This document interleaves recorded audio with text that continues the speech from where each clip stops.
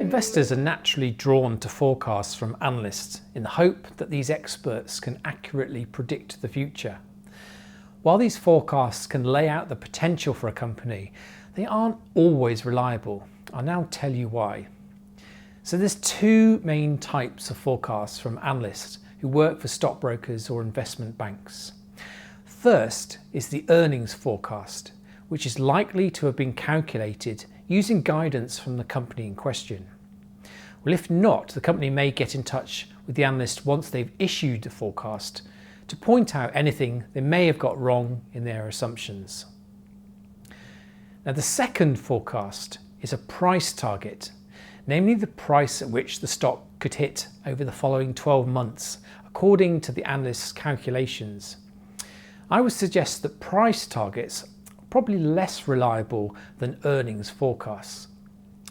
So often an analyst is too confident with the outlook for a company, and they factor in additional things like potential acquisitions and investors wanting to pay higher multiples for the shares, and this can kind of lead to price targets potentially being too high.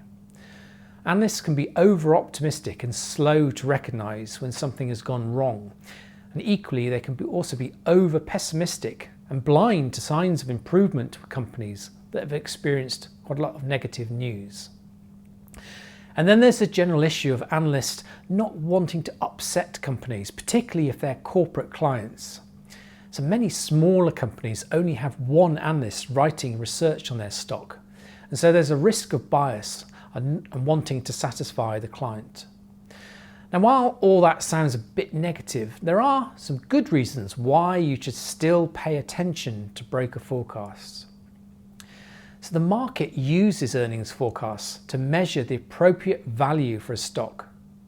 So investors look at a company's expected earnings power and they work out how much they're prepared to pay to own its shares.